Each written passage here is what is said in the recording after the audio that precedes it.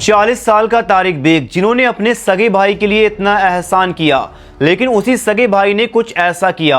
बात 9 फरवरी 2026 की है। वो सुबह एक लड़का जिसका नाम मुशर्रफ होता है, आज वो बेसब्री से इंतजार कर रहा था कब मार्केट खुले और वह कब मार्केट जाए और कुछ सामान लेकर आए।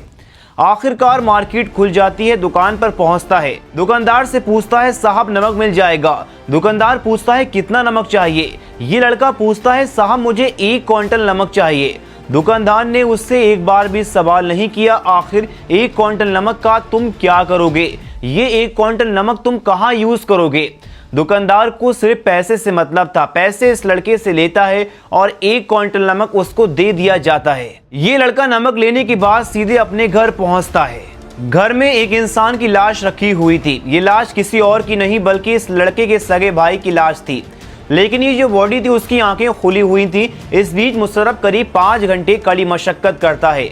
घर के अंदर ही एक घर के आंगन में ही एक गड्ढा खोदता है और गड्ढा खोदने के बाद उस लाश को जब उसके अंदर डाल रहा था, ऐसा लग रहा था जैसे बॉडी सारा प्रोसेस होता हुआ देख रही है, इस घर के अंदर क्या कुछ हो रहा है अपनी आंखों से देख रही है। इस बीच मुशर्रफ तारिक की आंखों को बंद करने की कई बार कोशिश करता है, लेकिन आंखें खुली थी तो खुली की खुली रह जाती हैं और ऐसा लग रहा था जैसे सब कुछ लाश अपनी आंखों में कैद कर रही है। मुशर्रफ उस लाश को गड्ढे में डालता है और जो नमक 1 क्विंटल लाया था उस नमक को इस गड्ढे के अंदर डालता है। और जब नमक डाला जा रहा था तो मुशर्रफ को ऐसा महसूस हो रहा था कि उसके भाई की लाश, उसकी आंखें खुली हैं और वो सब कुछ होता हुआ देख रही है।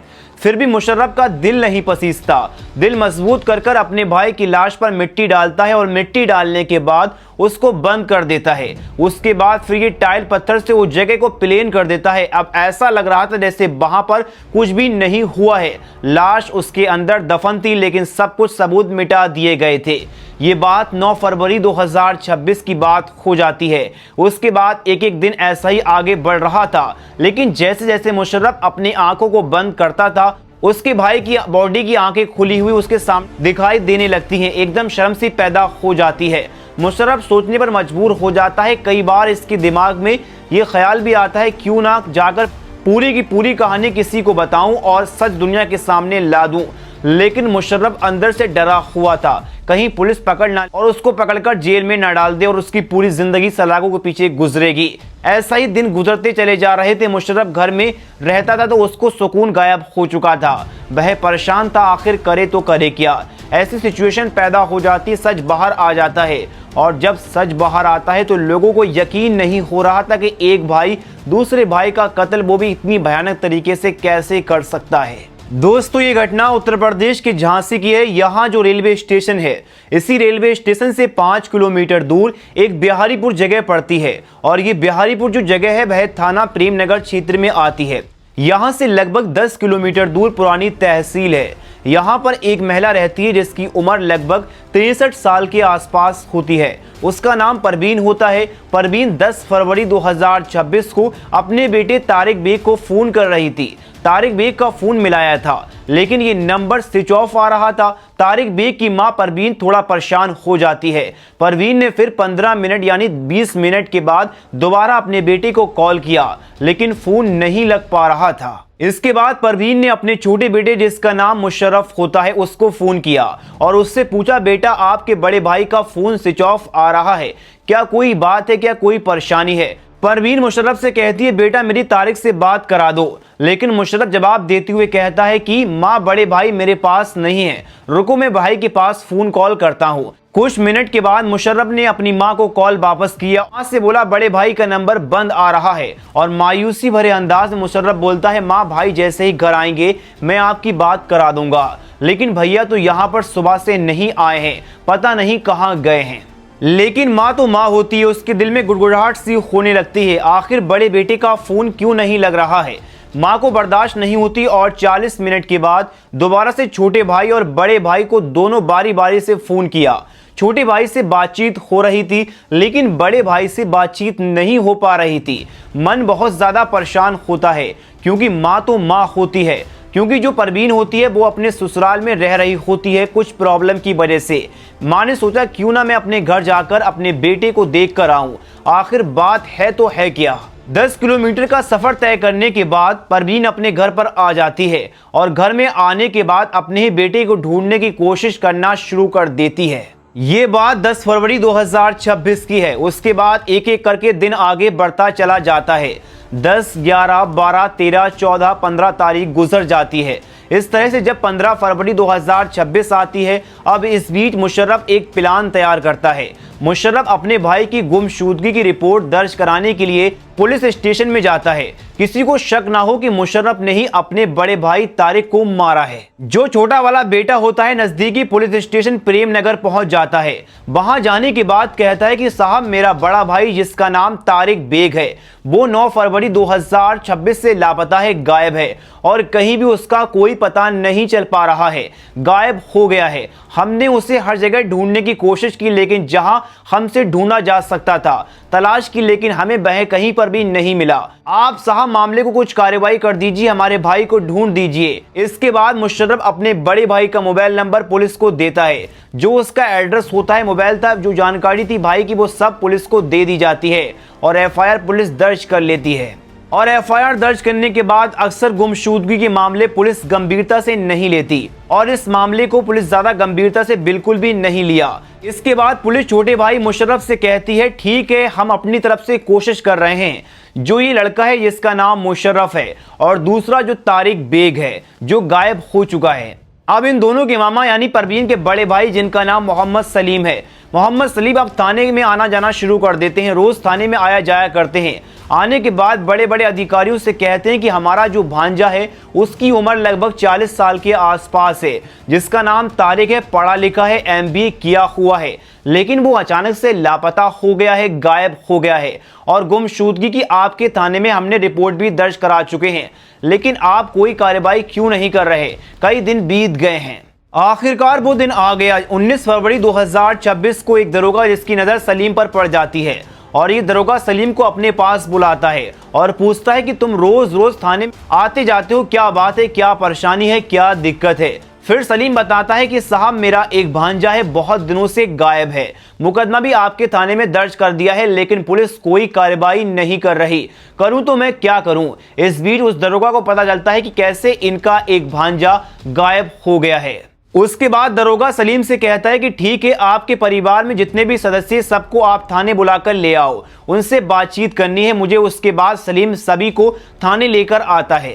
सभी परिवार के लोगों से पूछताछ की जाती है, इंफॉर्मेशन ली जाती है। दरोगा सबसे बात कर रहा था, लेकिन इन्हीं लोगों में से आवाज आती है कि जो तारिक का छोटा भाई है वो नहीं आया है। दरोगा कहता है कि छोटे भाई को क्यों नहीं आया, उसको तो जरूर बुलाकर ले आओ, उससे भी बातचीत करनी है। अभी जो छोटा भाई है उसको भी थाने बुलाया जाता है। थाने में आता है। थाने में आने के बाद लगभग मुशर्रफ भी मुजरमों की तरह कई सारी मनगढ़ंत कहानियां पुलिस को सुनाना शुरू करता है। रिपोर्ट के मुताबिक 50 अलग अलग कहानी सुना देता है और जैसे ही पहली कहानी सुनाता है दरोगा को यकीन नहीं हो रहा था, फिर दूसरी, तीसरी, चौथी, इस तरह से 50 से 60 कहानियां कम से कम सुना देता है। करीब 3 घंटे बीत जाते हैं। तभी दरोगा को लगने लगता है कि कुछ ना कुछ बात तो है, इसी ने कुछ ना कुछ जरूर किया है। अब तारीख 19 फरवरी 2026 रात के लगभग 11 बजे के आसपास का वक्त हो रहा था। फिर मुशर्रफ कहानी सुनाते सुनाते वह असल कहानी सुना देता है। कहता है कि साहब, मैंने अपने भाई का कत्ल कर दिया और उसको मार के उसको घर के अंदर ही दफन कर दिया, जाकर देख लीजिए। जैसे ही ये बात उस दरोगा ने सुनी, उसने अपने SHO को बताई, SHO ने CO को बताई, CO ने SP सिटी और SP सिटी से बात होते होते SP साहब तक पहुंच जाती है। तमाम आला अधिकारी मौके पर जुटना शुरू हो जाते हैं। इसके बाद फिर एक मजिस्ट्रेट की व्यवस्था की जाती है। बड़े बड़े अधिकारियों से मजिस्ट्रेट की मांग की जाती है ताकि घर में जाया जा सके और घर में जाने के बाद उस गड्ढे की खुदाई की जाए। क्या वाकई वहां पर कोई बॉडी दफन थी या फिर कोई कहानी सुनाई जा रही थी? रात के 12 बजे का टाइम हो रहा था। घर पहुंचा जाता है और ये बात पूरे मोहल्ले में आग की तरह फैल जाती है और ये जो मैसेज पूरे मोहल्ले में फैला हुआ था, पूरा मोहल्ले के लोग वहां पहुंच जाते हैं। ये बात मीडिया तक पहुंच जाती है और मीडिया के जो बड़े बड़े पत्रकार थे वो उसके घर पहुंच जाते हैं और ये देखने की कोशिश करते हैं कि आखिरकार क्या मामला है, एक भाई ने अपने भाई की हत्या क्यों की। मुशर्रफ ने पहले जो गड्ढे बताए जाते हैं वह गड्ढा खोदना शुरू करते हैं मजदूर और गड्ढा खोदने की बात आ जाती है, लेकिन कहानी बदलना शुरू हो जाती। पहले बताता है यहाँ गड्ढा है, यहाँ गड्ढा है, यहाँ गड्ढा है, लेकिन गड्ढे में कहीं पर भी बॉडी नहीं मिलती। उसके बाद एसपी साहब को थोड़ा गुस्सा आता है और वो कहते हैं कि जो एक जगह है, सही जगह है, आप वो बताइए। उसके बाद आखिरकार सही जगह बताई जाती है। घर में ही आंगन में जो गड्ढा खोदा जाता है और मजदूर खोदना शुरू करते हैं। हाथों में हथकड़ी पड़ी हुई मुशर्रफ के हाथ में पुलिस फावड़ा दिया जाता है। मुशर्रफ ने फावड़ा लेकर वह गड्ढे की खुदाई करना शुरू कर देता है और आखिरकार सफलता मिल जाती है। रात के तकरीबन 3 बज जाते हैं। 3 बजे के बाद आखिरकार पुलिस को सफलता मिल जाती है। सचमुच उस घर के अंदर एक गड्ढा था, गड्ढे के अंदर एक बॉडी थी और जब लाश बाहर निकाली जाती है तो फिर पूरे इलाके में बदबू फैल जाती है। लोग सोचने पर मजबूर हो जाते हैं कि आखिरकार ये हुआ तो हुआ क्या।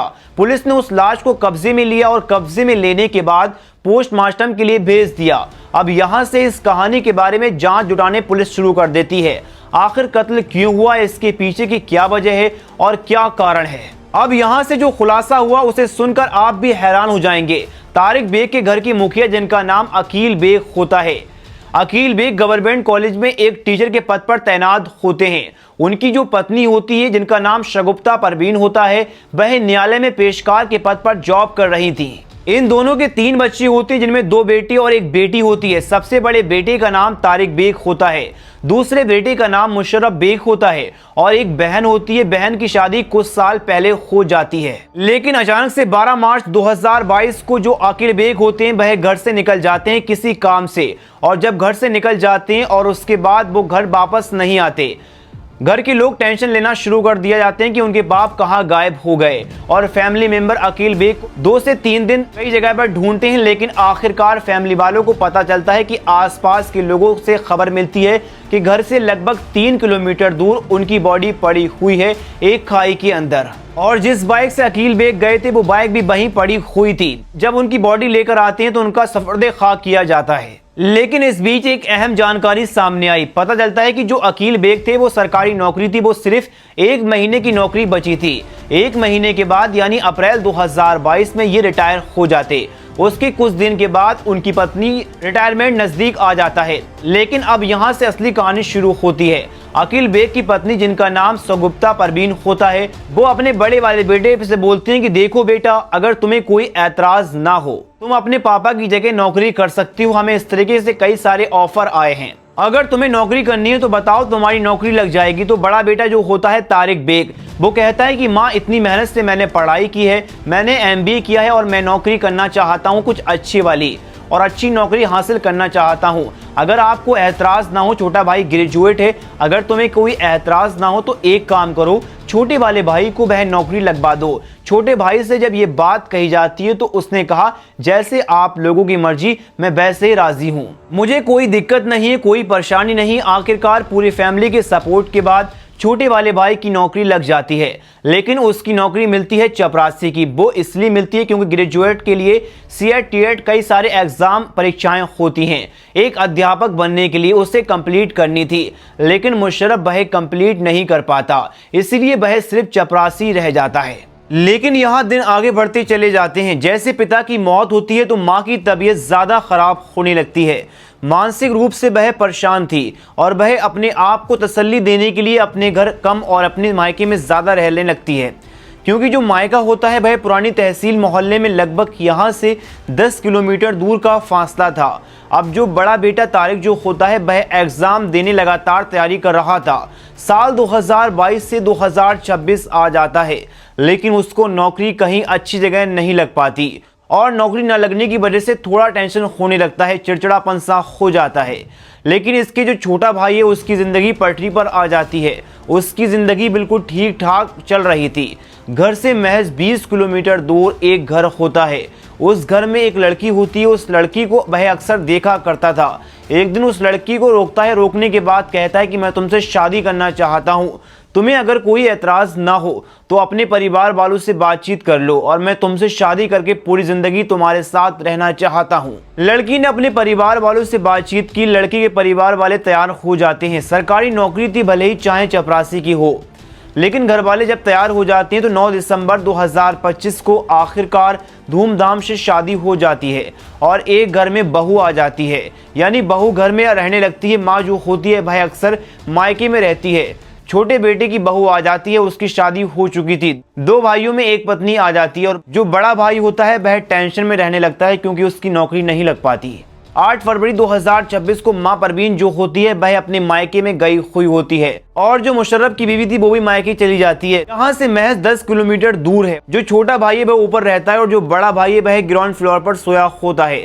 तारीख आती है 9 फरवरी 2026। सुबह की लगभग 6 बजे के आसपास का वक्त होता है और जैसे ही उसकी आंख खुलती है तो ऊपर वाली मंजिल से वह नीचे की तरफ आता है। नीचे आने के बाद वह बार बार दरवाज़ा खटखटा रहा था।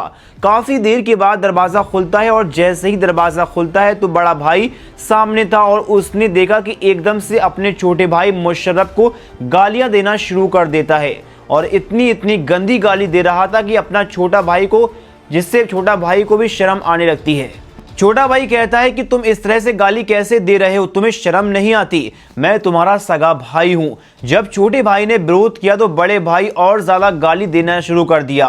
पहले से ही एक जो बड़ा भाई है वह बेरोजगार है, पहले से ही फ्रस्ट्रेट है, चिड़चिड़ापन रहता है, छोटी छोटी बातों पर नाराजगी जाहिर करने लगता है। और ऊपर से फिर जब छोटे वाले इस बात का विरोध किया तो बड़े भाई को इतना गुस्सा आता है कि वह सीधा रसोई में जाता है, चाकू लेकर आता है और अपने भाई को डराने धमकाने लगता है और अपने छोटे भाई मुशर्रफ को कहने लगता है कि आज मैं तुम्हें जान से मार दूंगा।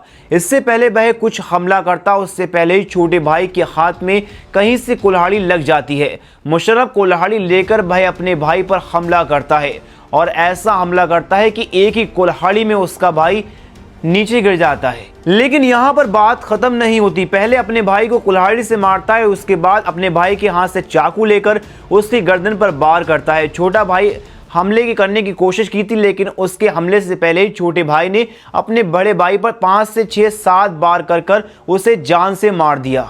बड़े भाई की मौत तो हो चुकी थी लेकिन उसका मुंह खुला हुआ था, आंखें खुली थी, आंखें खुली रह जाती हैं और उसकी लाश को वहीं घनी आबादी के बीच में घर होता है।